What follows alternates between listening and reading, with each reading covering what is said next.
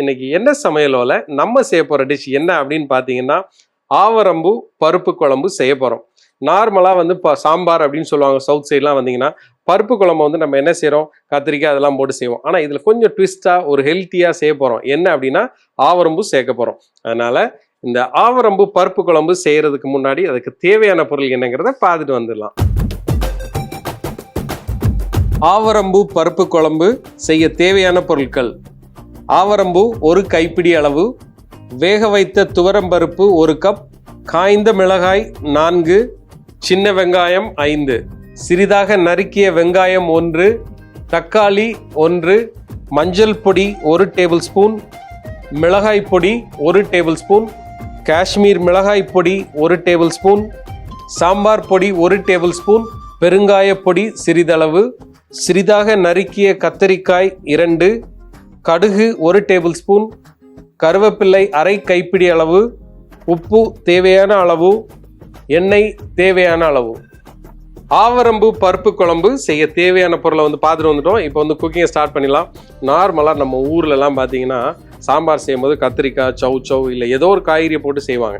ஆனால் இன்றைக்கி வந்து நம்ம என்ன செய்ய போகிறோம்னா ஆவரம்பு வந்து என்ன பார்த்தீங்கன்னா நீங்கள் திருநெல்வேலி சைடு, அதாவது சவுத் சைடில் வந்து பார்த்தீங்கன்னா ரோட்டு ஓரத்தில் வந்து இது நிறைய வந்து பூத்து இருக்கும். ஆனால் அதனுடைய அருமை என்னன்னு யாருக்கும் தெரியாது. இது வந்து உடம்புக்கு வந்து ரொம்ப ரொம்ப ஆரோக்கியமானது. ஸ்பெஷலாக பார்த்தீங்கன்னா யூரினல் ப்ராப்ளம் இருக்கிறவங்க, பிபி இருக்கிறவங்க, அதே நேரத்தில் சுகர் பேஷண்ட், யாருக்கெல்லாம் சுகர் இருக்கோ அவங்க கண்டிப்பாக இதை வந்து என்ன செய்யணும்னா அவிச்சு அந்த தண்ணியை குடித்தாலே என்ன ஆகும்னா சுகர் வந்து கண்ட்ரோல் ஆகும், பிபி கண்ட்ரோல் ஆகும், உடம்புக்கு வந்து ரொம்ப ரொம்ப ஆரோக்கியமானது. ஆனால் இதை வந்து முந்தைய காலத்தில் அவங்க என்ன செஞ்சுருக்காங்க அப்படின்னு பார்த்தீங்கன்னா இது வந்து தோரணங்களை வந்து கட்டி தொங்க விடுவாங்க. அதே நேரத்தில் மாடுகளுக்கெல்லாம் என்ன செய்வாங்கன்னா கழுத்தில் கட்டி விடுவாங்க. ஸோ இது வந்து பொங்கல் சீசனில் வந்து ரொம்ப ஸ்பெஷலாக யூஸ் பண்ணுற இந்த ஒரு ஆவரம்பூ. ஆனால் இப்போ உள்ள ஜென்ரேஷன் என்ன பண்ணுறாங்கன்னா இந்த ஆவரம்பூ எடுத்து அதை பவுடர் ஆக்கி அதை பவுடர் கன்சிஸ்டன்ஸில் ஒரு சின்ன டப்பாவில் வச்சு அதை வந்து சுகருக்காண்டி இப்போ ஒரு மெடிசினல் வேல்யூ இருக்கிறதுனால அது வந்து எல்லா மருந்து கடைகளையும் போய் கேட்டிங்கன்னா இந்த ஆவரம்பு வந்து பொடியெல்லாம் நிறைய இருக்குது. அப்படி இல்லை அப்படின்னா நீங்கள் வந்து ஆவரம்பு ஃப்ரெஷ்ஷாக கிடச்சிதுன்னா அதை வந்து வாரத்துக்கு ஒரு முறையாவது கண்டிப்பாக நீங்கள் சேர்த்திங்கன்னா உடம்புக்கு வந்து ரொம்ப ரொம்ப நல்லது. ஸோ அதுதான் இன்றைக்கி வந்து அதை வச்சு நம்ம எப்படி வந்து ஒரு சாம்பார், அதாவது ஒரு பருப்பு குழம்பு வந்து செய்யலாம் அப்படிங்கிறதான் இப்போ பார்க்க போகிறோம். முதல்ல நான் ஒரு மண்சட்டி எடுத்திருக்கேன். அந்த மண்சட்டி வந்து நல்லா சூடாயாச்சு. அதில் கொஞ்சம் எண்ணெய் சேர்த்துலாம். இல்லை நீங்கள் எண்ணெய்க்கு பதிலாக நீங்கள் வந்து நெய் இருந்துச்சுன்னா நெய் சேர்த்துக்கோங்க. நார்மலாக நல்ல மனம் வரணும் அப்படின்னா என்ன செய்வாங்கன்னா ஒரு நெய் வந்து 1 டேபிள் ஸ்பூன் விட்டிங்கன்னா ரொம்ப நல்லாயிருக்கும். இதில் நான் என்ன செய்ய போகிறேன்னா காஞ்ச மிளகா சேர்க்க போகிறேன்.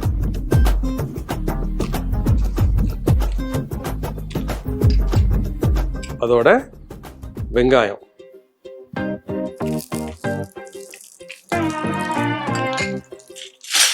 சேர்த்துட்டு அப்படியே நல்லா வதக்கி எடுத்துடலாம். ஒரு 2 நிமிஷம் லோ ஃப்ளேமில் நம்ம வதக்கி எடுத்துக்கலாம்.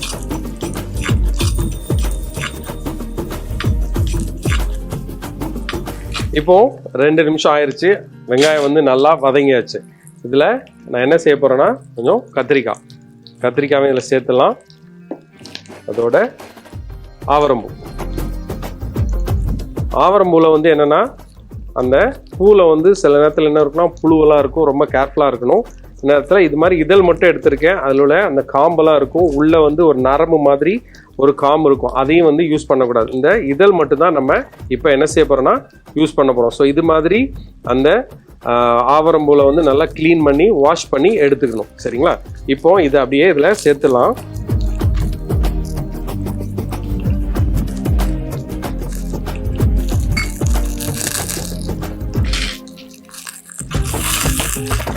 இதை வந்து லோ ஃப்ளேமில் நல்லா அப்படியே வதக்கி எடுத்துருங்க. இதோட நான் என்ன செய்ய போகிறேன்னா கொஞ்சம் காஷ்மீர் மிளகாய் பொடி சேர்க்க போகிறோம். அது வந்து கொஞ்சம் கலருக்காக.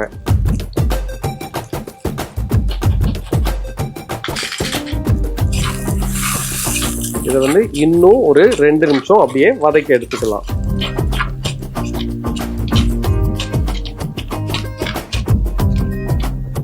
இப்போ 2 நிமிஷம் ஆயிடுச்சு. அந்த ஆவரம்பூவும் அந்த கத்திரிக்காயும் அந்த காஷ்மீர் மிளகாய் பொடியோட நல்லா மிக்ஸ் பண்ணியாச்சு. இப்போ என்ன செய்ய போகிறோம், தக்காளி எடுத்துருக்கேன். தக்காளியும் சேர்த்துலாம். தக்காளியை சேர்த்துட்டு லைட்டாக அப்படி ஒரு கிளறி விட்டுருங்க. இங்கே வந்து என்ன செய்ய போகிறோன்னா இங்கே வச்சுருக்கிற இந்த பருப்பையும் இதில் உங்களுக்கு வந்து இந்த தோரம் பருப்பு தான் இல்லை, நீங்கள் வந்து எந்த பருப்பும் நீங்கள் சேர்த்துக்கலாம். இதில் வந்து நீங்கள் வந்து சிறுபருப்பு கூட சேர்த்தா நல்லாயிருக்கும். ஸோ இப்போது நல்லா மிக்ஸ் பண்ணி விட்டுருங்க. தேவையான அளவு உப்பு,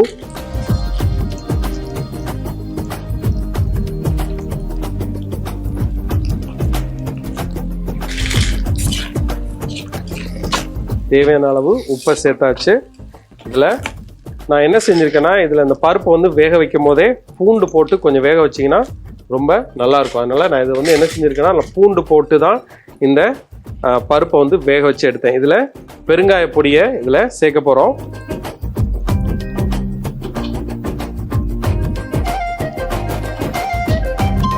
சேர்த்துட்டு இதை அப்படியே நல்லா மிக்ஸ் பண்ணி விட்டுருங்க.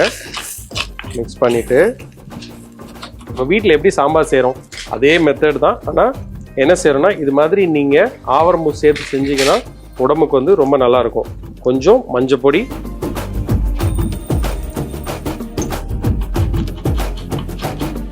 சாம்பார் பொடி,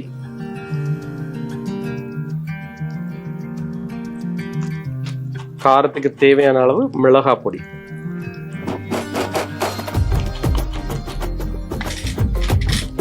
என்ன செய்யணும்னா அப்படியே நல்லா மிக்ஸ் பண்ணி விட்டுடலாம்.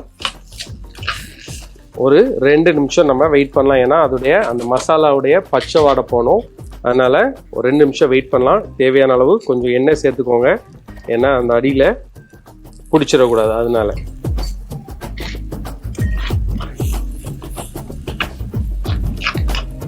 ஒரு 2 நிமிஷம் நம்ம வெயிட் பண்ணலாம்.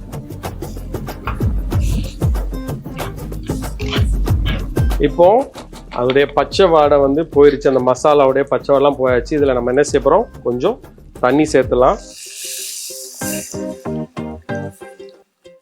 தண்ணி சேர்த்துட்டு நல்லா ஒரு கொதி வர வரைக்கும் நம்ம வெயிட் பண்ணலாம். இப்போ ஆல்மோஸ்ட் நம்மளுடைய ஆவரம்பு பருப்பு குழம்பு வந்து ரெடி ஆயாச்சு. இப்போ என்ன செய்ய போகிறோன்னா, இதை வந்து ஒரு தாளிப்பு பண்ண போகிறோம். இப்போ வந்து ஒரு தாளிப்பு கரண்டி எடுத்திருக்கேன். அது வந்து அந்த சாம்பார் வந்து ஒரு தாளிச்சாதான் அதனுடைய மனமே வந்து ஒரு ஃபினிஷிங் கொடுக்கும் எப்போவுமே. அதனால் இப்போ ஒரு தாளிப்பு கரண்டி எடுத்திருக்கேன். அதில் கொஞ்சம் எண்ணெய் சேர்த்துடலாம்.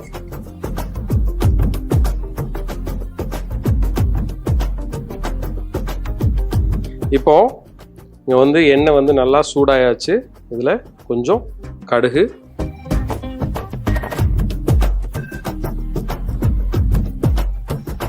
கொஞ்சம் கருவேப்பிலை சேர்க்க போகிறோம்.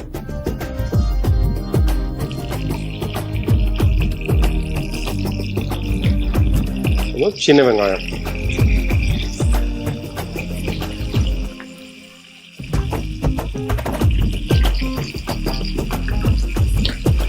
இதை வந்து ஒரு 2 நிமிஷம் அந்த நல்லா அப்படியே வதக்கி எடுத்துடலாம்.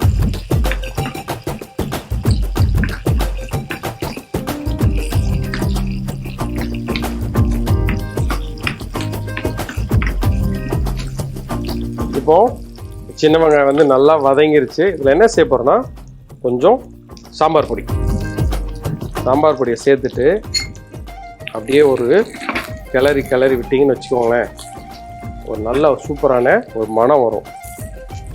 இதில் என்ன செய்ய போகிறோம், இதை எடுத்து அப்படியே நம்ம வச்சிருக்கிற இந்த பருப்பை வந்து கொதிச்சிட்டு இருக்கு இல்லையா, இதில் அப்படியே சேர்த்துடலாம்.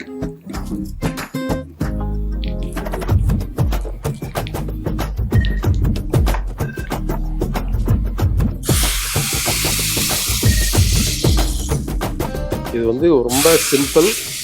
உங்கள் வீட்டில் வந்து நீங்கள் எப்படி சாம்பார் செய்கிறீங்களோ அதே மாதிரி செஞ்சுருங்க. இந்த மாதிரி ப்ரொசீஜரை ஃபாலோ பண்ணால் நல்லாயிருக்கும். இல்லை உங்கள் வீட்டில் நார்மலாக நீங்கள் சாம்பார் செய்யும்போது கொஞ்சம் என்ன செய்யுங்கன்னா, ஆவரம்பூவை சேர்த்து செய்யுங்க. ரொம்ப ஹெல்த்தியானது கூட. இப்போது நம்ம எடுத்து என்ன செய்ய போகிறோன்னா, இதை எடுத்து அப்படியே பிளேட் பண்ணிடலாம்.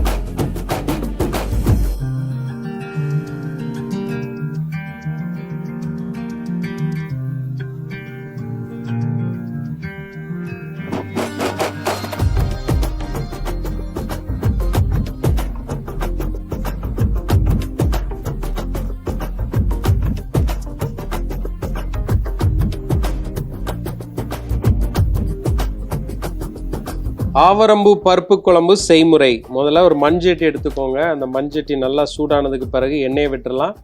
எண்ணெய் சூடானதுக்கு பிறகு காஞ்ச மிளகாய், வெங்காயம் சேர்த்து 2 நிமிஷம் வதக்கி எடுத்துருங்க. அது நல்லா வதங்கினதுக்கு பிறகு சிறிதாக நறுக்கி வச்சிருக்கிற கத்திரிக்காயும் ஆவரம்பையும் சேர்த்து இன்னும் 2 நிமிஷம் வதக்கிட்டு அதோடைய பச்சை வாடை போனதுக்கப்புறம் கொஞ்சம் காஷ்மீர் மிளகாய் பொடியும் சேர்த்து நல்லா வதக்கிடுங்க.